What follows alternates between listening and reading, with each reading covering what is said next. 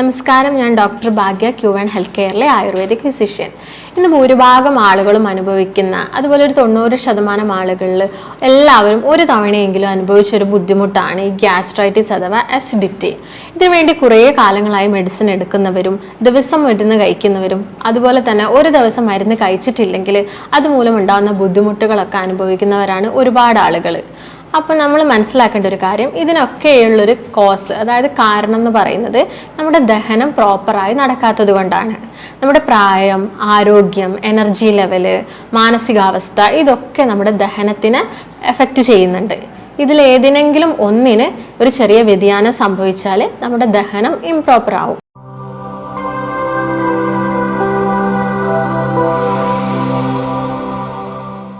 ഇത് മെയിനായിട്ട് 2 രീതിയിലാണ് ആളുകളിൽ കണ്ടുവരുന്നത്. ഒന്ന് അക്യൂട്ട് കണ്ടീഷനും ഒന്ന് ക്രോണിക്കും. അക്യൂട്ട് കണ്ടീഷൻ എന്ന് പറയുന്നത് പെട്ടെന്ന് വരുന്ന ഒരവസ്ഥയാണ്, അതായത് സഡൻ ആയിട്ട് ആളുകളിൽ കണ്ടുവരുന്ന ഒരവസ്ഥയാണ്. അതായത് എന്തെങ്കിലും പെയിൻ കില്ലേഴ്സോ അല്ലെങ്കിൽ നോൺ സ്റ്റിറോയിഡൽ ആൻറ്റി ഇൻഫ്ലമേറ്ററി ഡ്രഗ്സോ കോർട്ടിക്കോസ്റ്റീറോയിഡ്സോ ഇവയൊക്കെ എടുക്കുന്ന ആളുകളിൽ പെട്ടെന്ന് വരുന്നൊരു അവസ്ഥയാണ് അക്യൂട്ട് കണ്ടീഷൻ എന്ന് പറയുന്നത്. ക്രോണിക് ഗ്യാസ്ട്രൈറ്റിസ് എന്ന് പറയുന്നത് കുറേ കാലത്തായിട്ടുള്ള ഇൻഫെക്ഷൻ അല്ലെങ്കിൽ ഇൻഫ്ലമേഷൻ കാരണം സ്റ്റൊമക്കിൻ്റെ ലൈനിങ്ങിനൊക്കെ ബാധിക്കുന്നത്. ഇതാണ് ക്രോണിക് കണ്ടീഷനിൽ വരുന്നത്. ഈ കണ്ടീഷനിൽ അനീമിയ ഒക്കെ സംഭവിക്കാം, വിറ്റാമിൻ B12 ഡെഫിഷ്യൻസി കാരണം. ഇനി എന്തൊക്കെ ലക്ഷണങ്ങളാണ് ഇങ്ങനെയുള്ളൊരു വ്യക്തിയിൽ കാണുന്നതെന്ന് നോക്കാം. കൂടുതലായിട്ടും കണ്ടുവരുന്നത് നെഞ്ചരിച്ചിൽ, വയറ്റുന്നുണ്ടാവുന്ന വേദന, വയറ്റുന്നൊരു പുകച്ചിൽ, അതുപോലെ തൊണ്ടയിൽ ഇറിറ്റേഷന്, വായയിൽ ചെറിയ ചെറിയ അൾസേഴ്സ് അല്ലെങ്കിൽ പുണ്ണൊക്കെ ഉണ്ടാവുന്നത്. ചില ആളുകളിലാണെങ്കിൽ കഫം പതഞ്ഞിട്ട് ഛർദ്ദിക്കുന്ന മാതിരി തോന്നുക, അതുപോലെ ഛർദ്ദിക്കുക ചെയ്യുക. ചില ആളുകളിലാണെങ്കിൽ പുളിച്ച് തേട്ടി വരിക. ഇതൊക്കെയാണ് കൂടുതലായിട്ട് നമ്മൾ കണ്ടുവരുന്ന ലക്ഷണങ്ങൾ. ഇനി ഇങ്ങനെയുള്ള ആളുകൾ എന്തൊക്കെ കാര്യങ്ങൾ ശ്രദ്ധിക്കണമെന്ന് നമുക്ക് നോക്കാം. ഞാൻ പറഞ്ഞു കഴിഞ്ഞു, അസിഡിറ്റി പോലുള്ള അസുഖങ്ങൾ വരാനുള്ള കാരണം നമ്മുടെ പ്രോപ്പറായിട്ടുള്ളൊരു ഡൈജഷൻ നടക്കാത്തത് കൊണ്ടാണെന്ന്. അപ്പോൾ നമ്മൾ ഭക്ഷണം കഴിക്കുമ്പോൾ എന്തൊക്കെ കാര്യങ്ങൾ ശ്രദ്ധിക്കണം? ഭക്ഷണം നന്നായിട്ട് ചവച്ചരച്ച് കഴിക്കാൻ നോക്കുക. അതോടൊപ്പം തന്നെ ഭക്ഷണം കഴിച്ച പാടെ വെള്ളം കുടിക്കുന്ന ശീലം ഉണ്ടെങ്കിൽ അത് ഒഴിവാക്കുക. ഭക്ഷണം കഴിച്ച പാടെ വെള്ളം കുടിക്കുമ്പോൾ നമ്മുടെ ദഹനരസങ്ങളുടെ ആക്ഷൻ കുറയും, അതായത് അവരുടെ വീര്യം കുറഞ്ഞിട്ട് അവർ ഭക്ഷണമായിട്ട് മിക്സപ്പ് ചെയ്യുന്ന സമയത്ത് പെട്ടെന്ന് ദഹനം നടക്കില്ല. അതുകൊണ്ട് ഭക്ഷണം കഴിച്ച പാടെ വെള്ളം കുടിക്കരുത്. ഒരു 45 മിനിറ്റ്സോ അല്ലെങ്കിൽ 1 അവറോ കഴിഞ്ഞിട്ട് വെള്ളം കുടിക്കാൻ നോക്കുക. അതുപോലെ തന്നെ ഭക്ഷണം കഴിച്ച പാടെ കുളിക്കുന്നത് അതൊരു നല്ല ശീലമല്ല. നമ്മൾ ഓഫീസിൽ പോകുന്ന ആൾക്കാരൊക്കെ ആണെങ്കിൽ രാവിലെ പെട്ടെന്ന് ഭക്ഷണം കഴിച്ചിട്ട് കുളിക്കും. അതുപോലെ ഈവനിങ് ജോലി കഴിഞ്ഞ് വന്നിട്ട് ക്ഷീണം കൊണ്ട് ആദ്യം ഭക്ഷണം കഴിക്കും, എന്നിട്ട് പോയിട്ട് കുളിക്കും.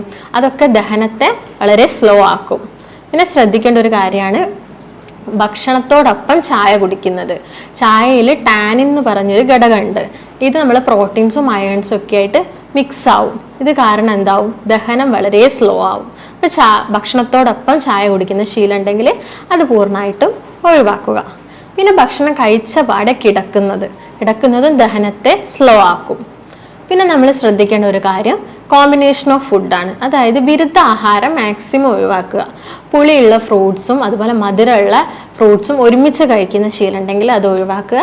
അതുപോലെ പുളിയുള്ള ഫ്രൂട്ട്സും എന്തെങ്കിലും പാലോ അല്ലെങ്കിൽ ഡയറി പ്രൊഡക്ട്സോ ഒക്കെ ഒരുമിച്ച് കഴിക്കുന്ന ശീലം ഉണ്ടെങ്കിലും അതും പൂർണ്ണമായിട്ട് ഒഴിവാക്കുക. അതുപോലെ രാത്രി സമയത്ത് തൈര് കഴിക്കുന്ന ആളുകളാണെങ്കിൽ അത് മാക്സിമം ഒഴിവാക്കാൻ ശ്രദ്ധിക്കുക. അതുപോലെ ഡയറി പ്രൊഡക്ട്സും നോൺ വെജും, അതായത് മത്സ്യമോ മാംസമോ ഒക്കെ ഒരുമിച്ച് കഴിക്കുന്നവരാണെങ്കിലും അത് ഒഴിവാക്കുക. പിന്നെ നമ്മൾ ശ്രദ്ധിക്കേണ്ട ഒരു കാര്യമാണ് ഭക്ഷണം കഴിക്കുന്ന ഗ്യാപ്പ് 6 അവേഴ്സിൽ കൂടാൻ പാടില്ല. അതായത് ഇപ്പം രാവിലെ ഭക്ഷണം കഴിച്ച് ഒരു 8 മണിക്ക് ഭക്ഷണം കഴിച്ചാൽ ഉച്ചക്കത്തെ ലഞ്ച് എന്ന് പറയുന്നത് ഒരു 2 മണിയുടെ ഉള്ളിൽ തന്നെ കഴിച്ചിരിക്കണം. ഇല്ലെങ്കിൽ കൂടുതലായിട്ട് നമ്മളെ ദഹനം സ്ലോ ആവുകയും കൂടുതൽ ആസിഡൊക്കെ ഉൽപ്പാദിപ്പിക്കുകയൊക്കെ ചെയ്യും. പിന്നെ ശ്രദ്ധിക്കേണ്ട ഒരു കാര്യം എന്ന് പറയുന്നത് ബ്രേക്ക്ഫാസ്റ്റ് ഒരിക്കലും സ്കിപ്പ് ചെയ്യരുത്. നമുക്കറിയാം ബ്രേക്ക്ഫാസ്റ്റ് എന്ന് പറയുന്നത് ബ്രെയിൻ ഫുഡാണ്. അപ്പോൾ നമ്മൾ തലേ ദിവസം കഴിച്ചിട്ടായിരിക്കും കിടക്കുക. പിറ്റേ ദിവസം രാവിലെയും കഴിച്ചിട്ടില്ലെങ്കിൽ വലിയൊരു ഗ്യാപ്പ് തന്നെ, ഉച്ചക്കത്തെ ലഞ്ച് കഴിക്കുന്ന സമയം വരെ വലിയൊരു ഗ്യാപ്പ് വരും. അതുകൊണ്ട് ബ്രേക്ക്ഫാസ്റ്റ് എന്തായാലും കഴിക്കുക. അതുപോലെ നമ്മൾ ശ്രദ്ധിക്കേണ്ട ഒരു കാര്യമാണ് കുറേ ദിവസം ഫ്രിഡ്ജിൽ വെച്ച ഭക്ഷണം. അതായത് കുറേ ദിവസം ഫ്രിഡ്ജിൽ ഭക്ഷണം വെക്കുകയാണെങ്കിൽ അത് പഴകും. അത് കഴിക്കുകയാണെങ്കിൽ നമുക്ക് ഉന്മേഷക്കുറവൊക്കെ ഉണ്ടാവും. അപ്പം ഭക്ഷണം കഴിക്കുമ്പോൾ നമ്മൾ ഇത്രയും കാര്യങ്ങൾ ശ്രദ്ധിക്കണം. ഇനി അസിഡിറ്റി അല്ലെങ്കിൽ ഗ്യാസ്ട്രൈറ്റിസ് നമ്മൾ കറക്റ്റ് സമയത്ത് ട്രീറ്റ് ചെയ്തിട്ടില്ലെങ്കിൽ എന്തൊക്കെ കോംപ്ലിക്കേഷൻസ് ആണ് ഉണ്ടാവുന്നതെന്ന് നോക്കാം. മെയിനായിട്ടും അത് പിന്നീട് അൾസേഴ്സ് ആയിട്ട് മാറാനുള്ള ചാൻസ് ഉണ്ട്. അതായത് സ്റ്റൊമക്ക് അൾസേഴ്സ് ഒക്കെ പിന്നീട് അത് ബ്ലീഡിംഗ് ഒക്കെ ആയിട്ട് മാറും. അത് ഇന്റേണൽ ബ്ലീഡിങ്സ് എന്ന് പറയുമ്പോൾ ശരീരം മുഴുവൻ, അതായത് നമ്മുടെ എല്ലാ ഓർഗൻസിലോട്ടും ബ്ലീഡിങ്സ് ഒക്കെ ഉണ്ടാവാനുള്ള ചാൻസ് ഉണ്ട്. അത് പിന്നെ ചില മാലിഗ്നന്റ് കണ്ടീഷനിലോട്ടൊക്കെ നയിക്കും. അപ്പം അത് ഒന്നാമത് അൾസർ ആവാനുള്ള കാരണമാണ് മെയിൻ ആയിട്ടുള്ള ഒരു കോംപ്ലിക്കേഷൻസ് എന്ന് പറയുന്നത്. പിന്നെ ഞാൻ പറഞ്ഞു ബ്ലീഡിങ് ഉണ്ടാവാനുള്ള ചാൻസ് ഉണ്ടെന്ന്. അത് കാരണം അനീമിയ ഒക്കെ സംഭവിക്കാം ശരീരത്തിൽ. അതുമൂലം ഹാർട്ട് പാൽപിറ്റേഷൻസ് കൂടാം, ഷോർട്ട്നെസ് ഓഫ് ബ്രെത്ത് ഉണ്ടാവാം, അതായത് ശ്വാസം മുട്ടോ അല്ലെങ്കിൽ ശ്വാസ തടസ്സമൊക്കെ കൂടുതലായിട്ട് കാണാം. ചില ആളുകളിൽ നമ്മൾ വൊമിറ്റിംഗ് ഒക്കെ കാണാറുണ്ട്. ഈ വൊമിറ്റിംഗ് ഉള്ളത് കാരണം ഡീഹൈഡ്രേഷൻ ഒക്കെ സംഭവിക്കാം. ഇത്രയൊക്കെയാണ് ആളുകളിൽ കൂടുതലായിട്ടും കണ്ടുവരുന്ന കോംപ്ലിക്കേഷൻസ്. അപ്പോൾ ഇതിനു വേണ്ടി നമുക്ക് ചെയ്യാൻ പറ്റുന്ന കുറച്ച് ഇൻവെസ്റ്റിഗേഷൻസ് എന്തൊക്കെയാണെന്ന് നോക്കാം. മെയിനായിട്ട് നമ്മൾ ബ്ലഡ് ടെസ്റ്റ് ചെയ്യുന്നു. അതിൽ CBC കംപ്ലീറ്റ് ബ്ലഡ് കൗണ്ട്, എത്ര ഇൻഫെക്ഷൻ എത്ര ഉണ്ട് എന്നൊക്കെ മനസ്സിലാക്കാൻ വേണ്ടിയിട്ട് നമ്മൾ CBC ചെയ്യുന്നു. അതോടൊപ്പം തന്നെ നമ്മൾ ചെയ്യുന്നതാണ് എൻഡോസ്കോപ്പി. എൻഡോസ്കോപ്പി എന്ന് പറയുന്നത് ഈ ഗ്യാസ്ട്രൈറ്റിസ് ഉള്ള ആളുകളിൽ പിന്നീട് അത് അൾസർ ആയിട്ടുണ്ടോ എന്നൊക്കെ നോക്കാൻ വേണ്ടിയിട്ട് നമ്മൾ എൻഡോസ്കോപ്പി ചെയ്യുന്നു. അപ്പർ GIയുടെ എൻഡോസ്കോപ്പിയാണ് നമ്മൾ കൂടുതലായിട്ടും ചെയ്യുന്നത്. അതോടൊപ്പം നമ്മൾ ചെയ്യുന്നു ലിവറിൻ്റെ function test, kidney function test, അതുപോലെ പാൻക്രിയാസ്, ഗോൾ ബ്ലാഡർ, ഇതിൻ്റെയൊക്കെ ഫങ്ഷൻ ടെസ്റ്റ് നമ്മൾ ചെയ്യുന്നുണ്ട്. കാരണം ഇത് മറ്റുള്ള ഓർഗൻസിലോട്ടും പിന്നീട് ബ്ലീഡിംഗ് ഒക്കെ ഉണ്ടാവാനുള്ള ചാൻസ് കൂടുതലാണ്.